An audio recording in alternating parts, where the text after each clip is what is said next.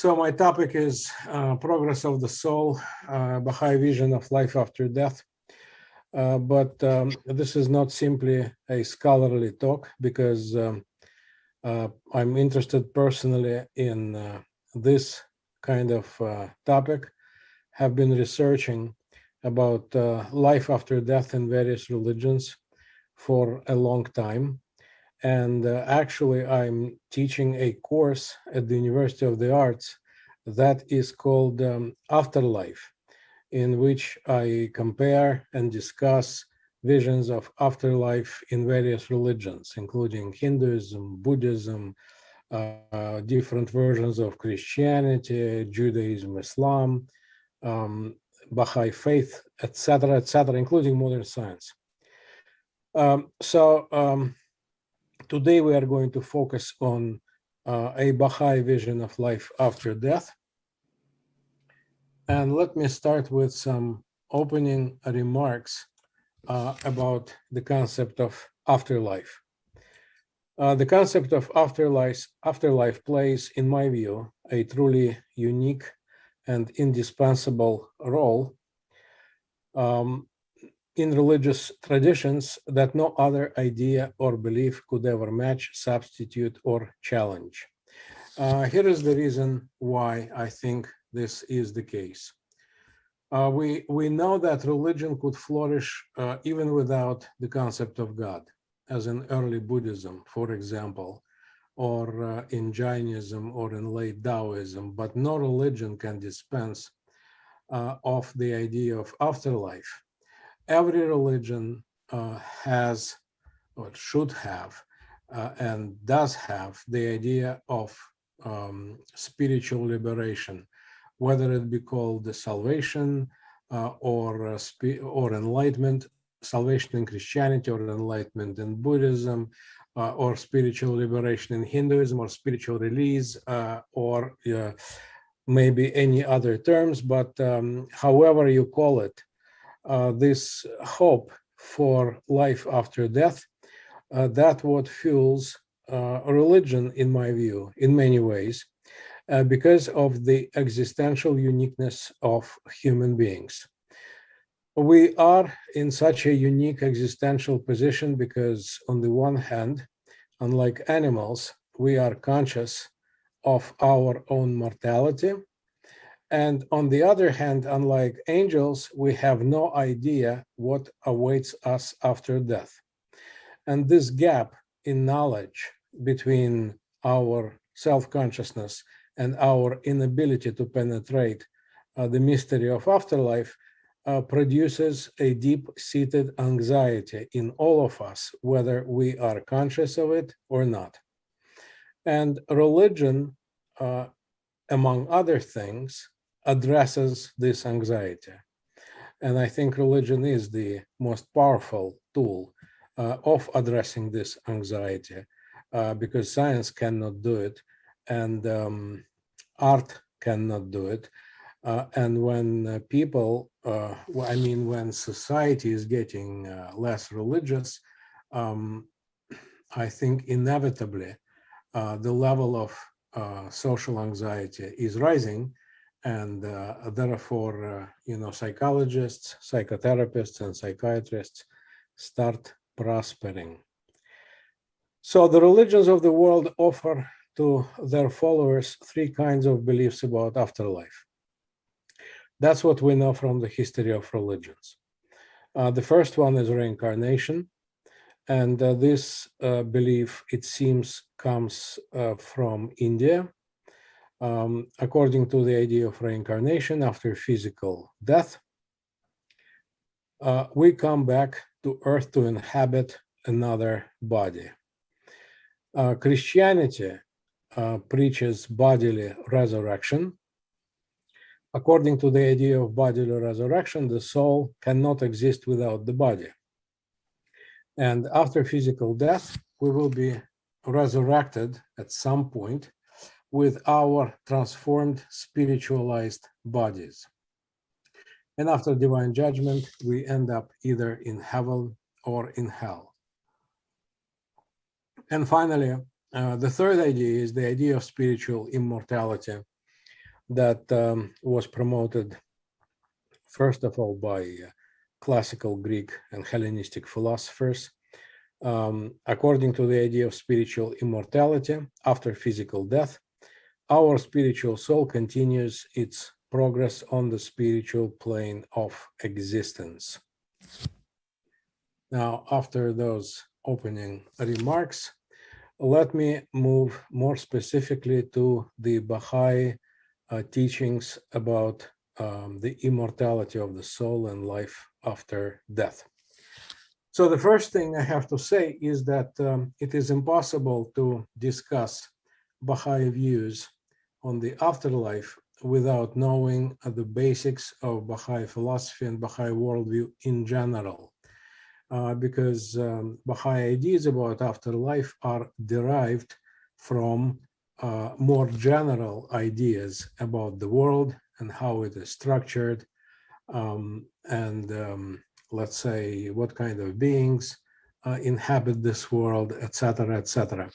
So the first, for example, the first thing, sorry, I was asked to admit someone. So the first thing that we have to consider is the oneness of creation.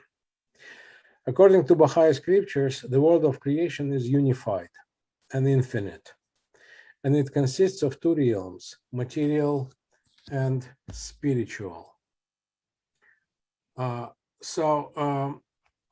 Material and spiritual. The material realm, which we know through sense perception, is what we call the world of nature. It is subject to a sound organization, to inviolable laws, to a perfect order, and to a consummate design from which it never departs, as Abdu'l-Baha tells us in some answered questions. The material realm is paralleled and complemented by its spiritual counterpart, which the Baha'i scriptures call the Abha, or most glorious kingdom, which is infinite as and vast as the whole of material creation. Now, both material and spiritual realms are based on the hierarchy of gradations. The lowest from our material existence is represented by minerals, and in the ascending order is followed by the material compositions of plants, animals, and humans. Spiritual gradations or degrees that Abdu'l-Baha lists include the spirit of vegetation and growth in plants, the power of the senses in animals, the rational spirit of human beings, the spirit of faith, and finally, the Holy Spirit, which is the mediator between God and his creation. This is also from some answered questions. Now, as Abdu'l-Baha points out, the vegetative and animal spirits result from the combination of elements that are brought together in a single composition. Sorry, something is wrong here. Okay.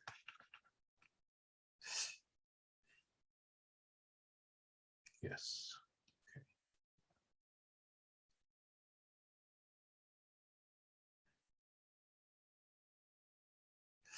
Okay. Sorry about that. So from in a single composition. And after the separation and dissolution of these composed elements, will naturally cease to exist. Now, as for the human condition, Abdu'l-Baha continues, our physical body may be compared to a mirror and the human spirit to the sun. So if the glass is shattered or the mirror destroyed, no harm befalls the outpouring rays of the sun, which continues unabated. This is also some answered questions by Abdu'l-Baha. Now, it is evident from this brief account about human beings that human beings are in fact unique creatures of God, since we combine in our nature the fullness of both material and spiritual qualities. The complexity of our physical constitution represents the culmination of material life, and our immortal spirit, while standing at the threshold of spiritual life, has the potential of all the degrees of perfection inherent in human essence. Now, the most important conclusion, or the most important implication from this thought is that we have to specifically discuss the connection between the human body and the human spirit in order to understand the Baha'i idea of the afterlife. So that's what we are going to do. Let me start with the first sentence that you see here in my slide. According to Baha'i teachings, the human soul or spirit is not located inside the body because the soul is not a material entity. The human mind serves as the interface between the spiritual and material elements in human beings.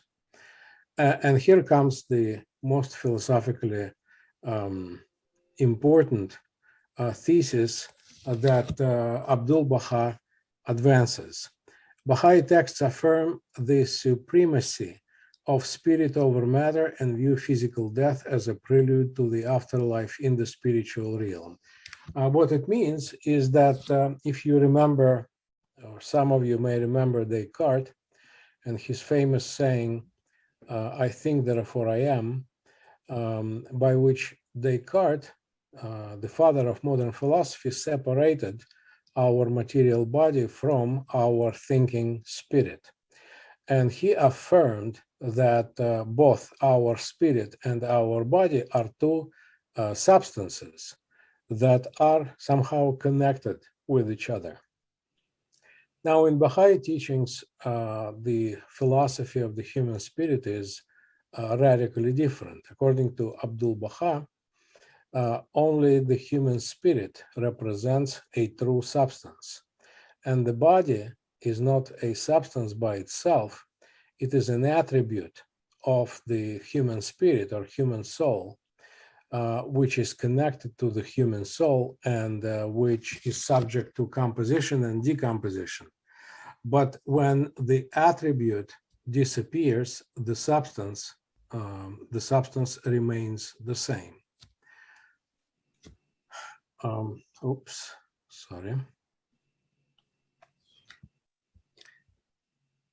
So Baha'i texts compare death with the birth of a baby from a womb of her mother. Physical death is the birth of the maturing spirit from the bonds of its evolution in the womb of Mother Nature. Now, let us move on to our next slide, which is important because in order to talk about afterlife from a Baha'i perspective, we have to discuss epistemology, or the theory of knowledge, and we have to understand what are the limitations of human knowledge and whether we can have any knowledge about what awaits us after death.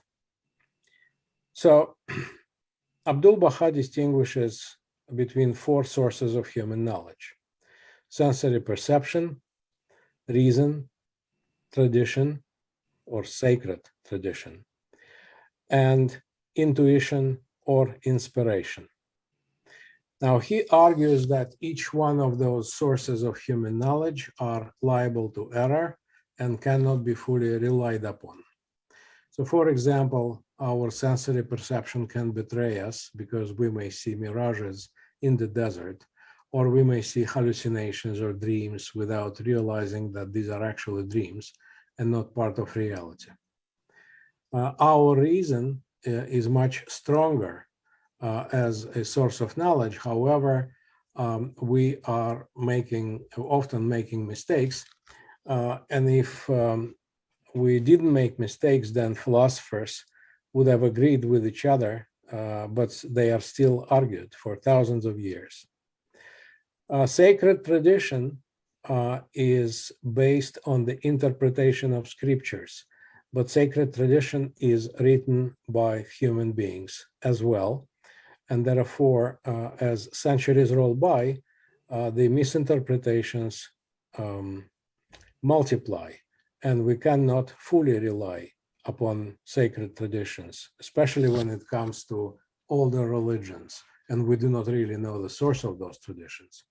And finally, intuition or inspiration. Abdu'l-Baha talks about intuition or inspiration as being almost the same thing, but I would like to differentiate between the two, because intuition is something that comes from me. I intuit. I intuit something by being in a deep state of meditation, while inspiration presupposes some action upon me. So someone or some kind of force inspires me to do something. But in both cases, we cannot be 100% sure whether our intuition is right. And the same with inspiration, because we cannot rely on inspiration. It may be the inspiration of our lower self, lower desires that want to get some satisfactions.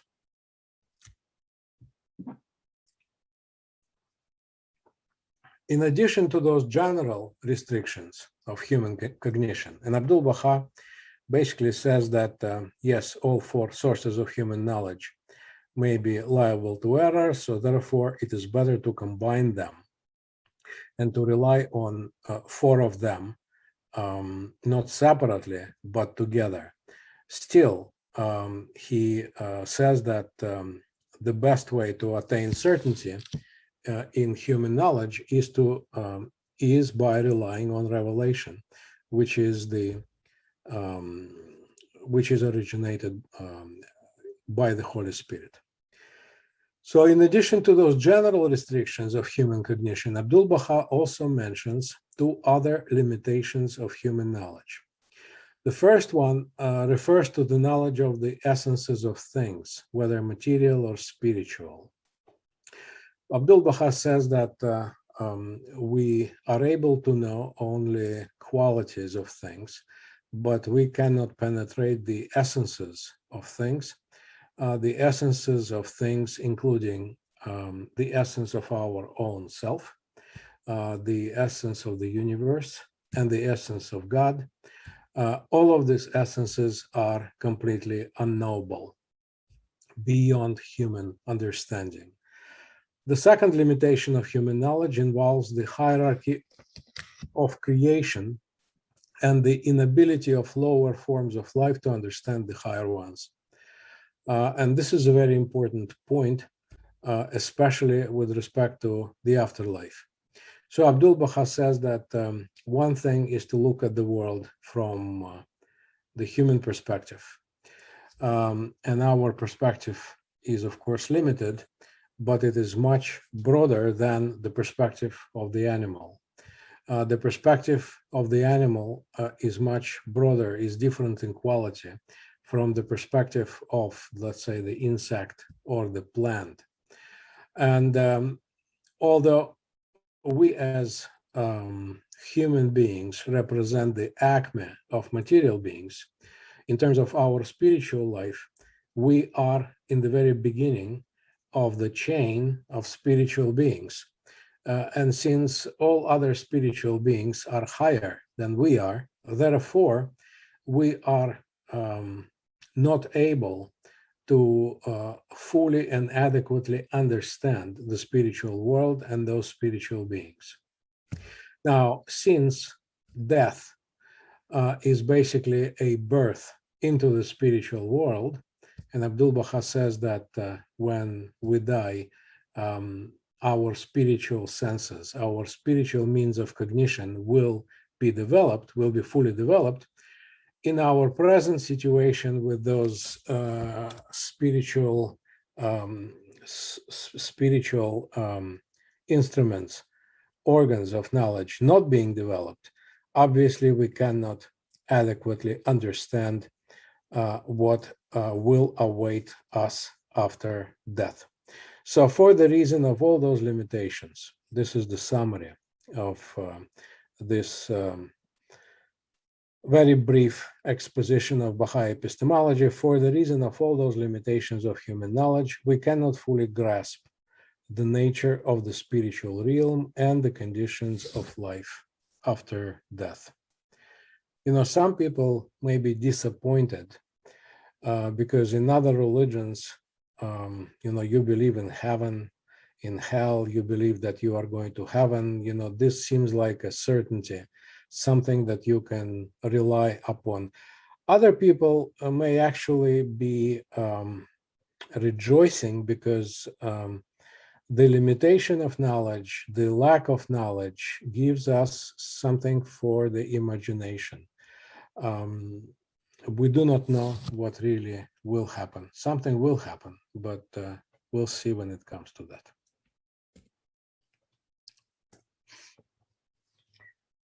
Now, Baha'u'llah in his writings explicitly states that our spirit will continue after the death and dissolution of our physical body. So this is an explicit statement with no doubt and no questions about that. Let me see whether I can find the exact quotation from Baha'u'llah here.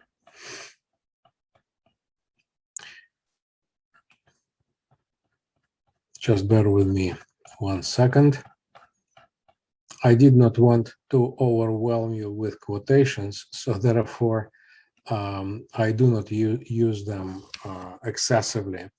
But this one seems to be very important. So let me repeat this again. The founder of the Baha'i faith, Baha'u'llah, attests with unmistakable clarity to the survival of the human soul after the death of physical body, and to the continuation of the soul's existence in the spiritual realm. He writes, and this is a quotation, "Know thou of a truth that the soul, after its separation from the body, will continue to progress until it attaineth the presence of God in a state and condition which neither the revolution of ages and centuries nor the changes and chances of this world can alter. It will endure as long as the kingdom of God, his sovereignty, his dominion, and power will endure." This is the quotation from Gleanings, from the writings of Baha'u'llah. However, he explains in other texts and passages that it is better not to reveal fully, not to describe fully the nature of the soul after the death of the body. Here is another quotation. "The nature of the soul after death can never be described, nor is it meet and permissible to reveal its whole character to the eyes of man," also from Gleanings. Now, why? He clarifies that if we knew what awaits us after death, some people would have rejoiced to the point of actually willing to die immediately. They will commit suicide in order to, end this miserable worldly existence, while other people will be so scared and terrified of what will await them after this life that they will die because of this fear. So therefore, the idea is that, it is wiser not to reveal the mysteries of human physical death and his or her return. They would be revealed when our time when our time will come, no sooner and no later. However, although we believe that our life will continue after death, and we obviously will not know exactly what kind of life would that be, we want to talk about this. And Baha'u'llah explains that references to heaven and hell and other terms like that in the Holy Scriptures of religions are to be understood symbolically or metaphorically, describing states of nearness to and distance from God. By the way, this is another term that needs some clarification. What does it mean to be near to God? Since obviously nearness and great distance from God assume some spatial relations, and God, of course, is beyond space and time. So obviously, even these terms of nearness to and distance from should be taken metaphorically and symbolically. Let me get back to the sentence. So references to heaven and hell in the Holy Scriptures should be understood symbolically, describing our state of spirit in relation to God in this world and in the realms beyond. Now, many philosophical and theological terms that in various religions refer to afterlife should also be reinterpreted rather as symbolic descriptions of spiritual realities. And Baha'u'llah and Abdu'l-Baha apply this strategy to such terms as divine judgment, eternal death and eternal life, reincarnation, and bodily resurrection. So the ideas of reincarnation and bodily resurrection are reinterpreted, symbolically reinterpreted in Baha'i faith as being indicative simply of, let's say, in the case of reincarnation, of the return of qualities rather than the essence of the person. And in the case of bodily resurrection, also as a return of qualities rather than the essence of a specific person. What do Baha'i scriptures say about the progress of the soul after physical death? I take all those statements that you see here in the slide from Abdu'l-Baha's writings and utterances. My personal impression is that Abdu'l-Baha describes the progress of the soul after physical death by using our knowledge of our physical and material reality. For example, it says the human soul remains in the degree of purity to which it has evolved during life in the physical body. So when we progress in our physical body, we progress physically, materially, socially, but also spiritually. And that spiritual progress remains with us, while everything else, our social position, our wealth, health, etc., will die along with the physical body. Number two, Abdu'l-Baha says that human soul has an innate individuality and could never evolve into something other than itself. Now, there are 4 theories nowadays about the so-called individuality, or let's call it our human self. The first theory is a religious theory, and Baha'i views actually share this theory that human soul is individual, it is not material, it progresses in the spiritual world. The second theory is the psychological theory, first advanced by John Locke in the second part of the 17th century. And it is now the most commonly accepted theory, as far as I know, among psychologists and some philosophers. According to psychological continuity theory, what we call the human soul or human individuality is basically the sum of our memories, our experiences, emotions, thoughts, will, etc. Everything that constitutes our character. Some people call it psychological pattern. So this psychological pattern is individual. It is related to our human body. It is based on our human biology, but it could be transferred to another platform, let's say computer platform, and it could therefore evolve there. So hence the ideas of transhumanism and the so-called singularity, the merging of human biology and computer technology.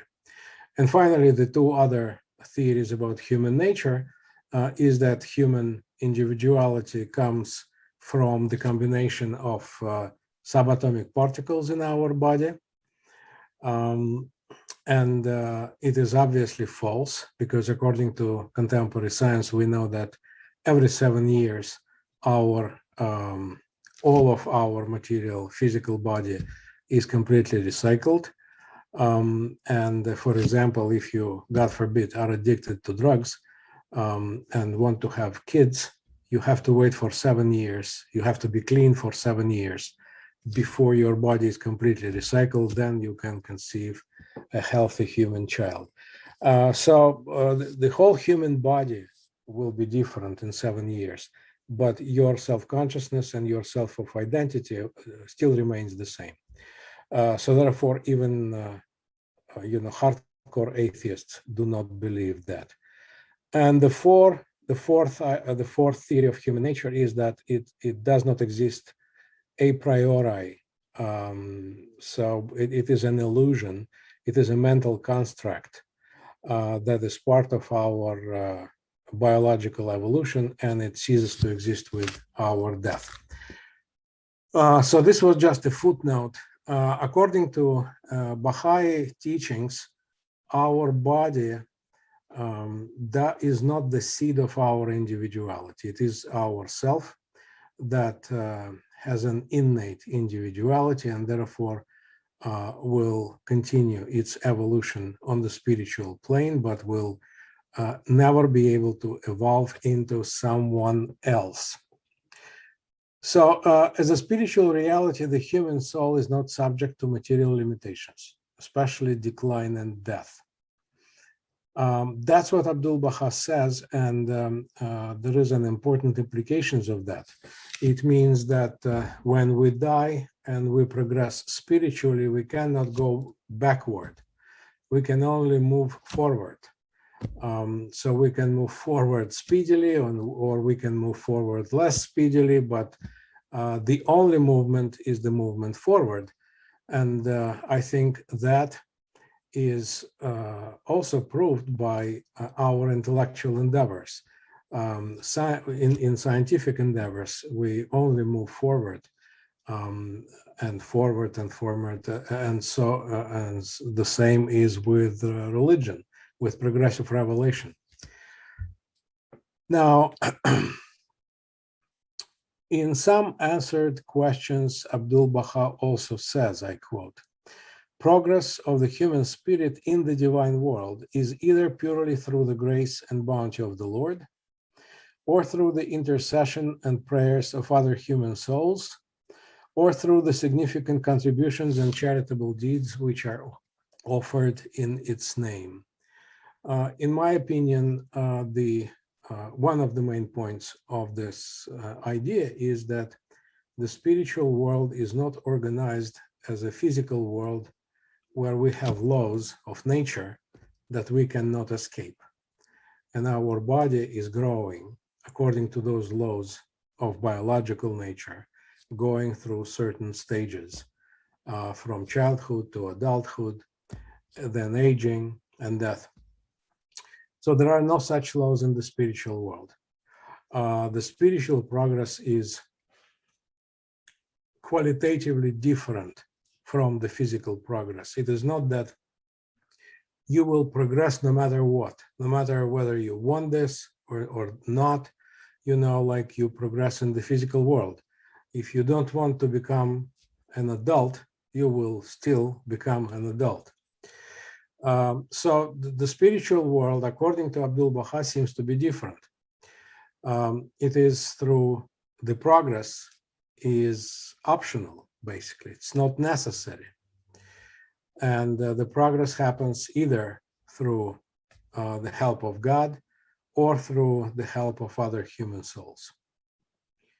Now, finally, Abdu'l-Baha says that in the afterlife, human souls will acquire spiritual means of perception and will be able to recognize and communicate with their friends and loved ones. This is actually very common to all religions.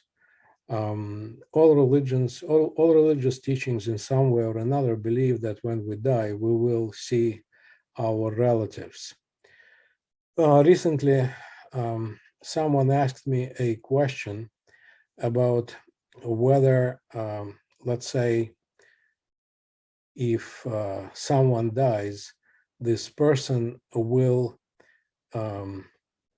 be able to recognize and communicate with, let's say, their husband who committed suicide,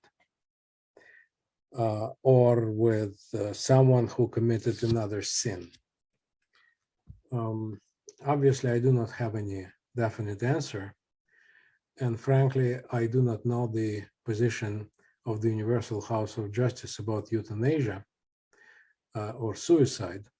I know that no religion, practically no religion, approves of suicide. All religions condemn suicide in some way or another. Only Jainism, a very ancient Indian religion, is tolerating suicide, probably because one of the versions of their founder's death, Mahavira, is that Mahavira died as a result of over fasting. He fasted so much that he died of starvation.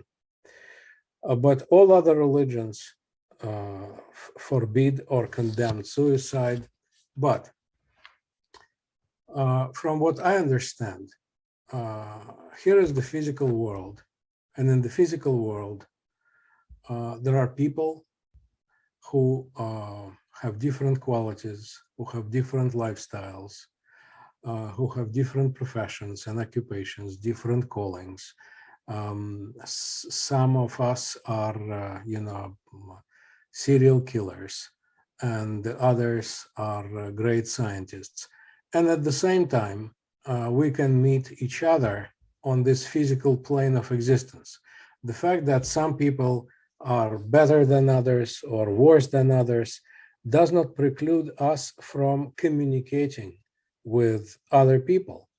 And since the spiritual world is basically the counterpart of the physical world, I would assume that the spiritual world will be structured the same way, namely that we will all be dwelling on the spiritual realm, whatever that means, and we'll be able to communicate with everyone, no matter how sinful or how saintly those beings are. But this is simply a conjecture.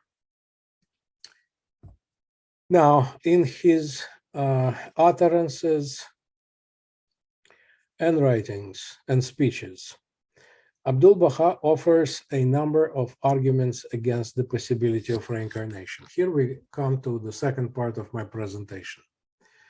Baha'i teachings not only present a general review of what may happen in the afterlife, they do not only give us some philosophical foundation for those views, but they also provide some philosophical arguments, rational arguments, against reincarnation when it is taken literally, and also for the immortality of the spirit, the idea that Abdu'l-Baha and Baha'i teachings promote. So here are some arguments by Abdu'l-Baha against the possibility of reincarnation, but let me mention that reincarnation in this case is the concept that is taken literally, like it is taken by many Hindus and Buddhists and Sikhs and Jainists. So I arranged those arguments in their logical form, you know, the premises and conclusion that comes from those premises. And I will briefly discuss those arguments one by one. So this is argument number one. And the first premise is that the outward is the expression of the inward. The earth is the mirror of the kingdom. The material world corresponds to the spiritual world. This is one of the major points of Baha'i view of reality. The second premise is that in the sensible world, appearances are not repeated, for no being in any respect is identical with, nor the same as another being. And therefore, Abdu'l-Baha comes to a conclusion that reincarnation, which is the repeated appearance of the same spirit with its former essence and condition in the same world of appearance, is impossible and unrealizable. Argument number two. Change of nature is impossible through renewal and return, since matter always remains in the state of imperfection, meaning that this imperfection is compared to the state of perfection of God.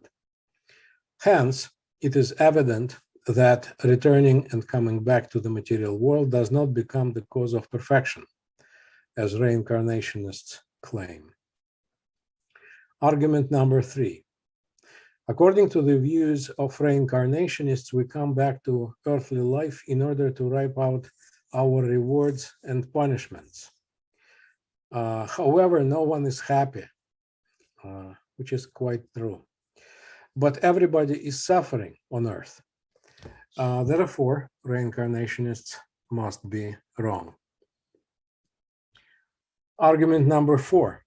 Advancing and moving in the world in a direct order according to the natural law is the cause of existence.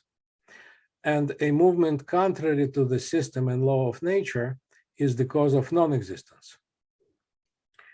The return of the soul after death is contrary to the natural movement and opposed to the divine system.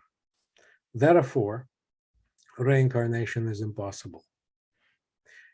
Argument number five is rather emotional, I would say, than rational. The material world is imperfect. Who then would like to be reincarnated again in such an imperfect world? Yeah, personally, I completely agree. And I always tell my students that I would prefer not to get reincarnated. One time is enough. Argument number six. Believers in reincarnation consider the body as a vessel in which the spirit is contained, as water is contained in a cup. This water has been taken from one cup and poured into another. However, as Baha'i teachings tell us, the spirit is an incorporeal being and does not enter and come forth, but is only connected with the body as the sun is with the mirror. Therefore, reincarnation is impossible. Argument number seven. According to reincarnationists, each must receive his due either in the present or future life. But this would make spiritual progress depend on humans themselves and not on God's supreme and special influence. Now, I will conclude my presentation with some arguments for the immortality of the human soul.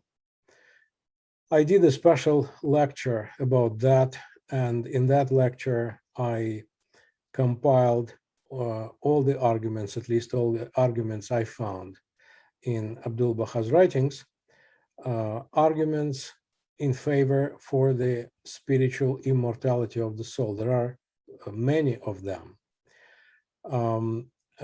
Here in this presentation, I will confine myself only to some brief remarks. The first one is that in his works and public addresses, Abdu'l-Baha discusses a series of rational proofs of the immortality of the soul. But when presenting his arguments to his audiences, he always goes to the heart of the matter and never mentions any other philosophers, his predecessors, who devoted some works, some particular works, to the discussion of the arguments of the immortality of the soul. I mainly refer to Plato and his dialogue Phaedo, in which Socrates discusses 4 classical arguments for the immortality of the soul before he drinks poison, and Cicero, a Hellenistic philosopher and an ardent defender of the Roman Republic, who, after losing his daughter, his favorite daughter, mourned for a while, retired to one of his estates, and wrote a book which is called Tusculan Disputations. In the first chapter of this book, Cicero presents 6 or 7 arguments for the immortality of the soul that are not derived from Plato. Now, Abdu'l-Baha, when he is giving his arguments, he does not mention the names of Plato or Cicero, and we do not know whether he was familiar with their writings or not, but only a few of his arguments actually echo the arguments of his predecessor. Most of his arguments are unique and creative, and he produces much more than both Plato and Cicero combined. Now, to begin with, Abdu'l-Baha distinguishes between traditional and rational proofs. The first ones stemming from belief in God and Holy Scriptures. These are traditional proofs, because a believer cannot imagine that human life does not continue after death, and imagining that your life will end with the end of your body is tantamount to questioning God himself. As for the rational proofs of the immortality of the soul, Abdu'l-Baha offers a series of them to his readers, but I will just give you one example of such argument in its logical form. So I call this argument human spirit not being part of physical body. The first premise is quite clear: material existence is subject to composition and decomposition. Anything in the world of matter is either in a state of composition or in the state of decomposition. Now, the second premise is trying to show that human spirit is not part of material body. Abdu'l-Baha says that human spirit is not a material entity because, and in various writings, he gives some sub-arguments of this argument. So it is not a material entity because its power persists while the person is asleep and the body is resting. Because changes in the body, including amputations of bodily organs, do not affect the spirit. Because it is not available to our senses. Because the body itself does not produce thought, which is the characteristic feature of human mind or spirit. Because man is not a captive of nature and can discover its secret. So since human spirit does not seem to be part of material reality, and only material reality is subject to composition and decomposition. Therefore, Abdu'l-Baha concludes that human spirit should not be subject to decomposition and therefore should be immortal. This argument comes from some answered questions. So these are my references, first of all, from Baha'i texts, Baha'i scriptures, and these are some books and articles for further reading. So with this, I would conclude my presentation. I hope it did not take much time. And now I'm ready for questions and discussions. Thank you.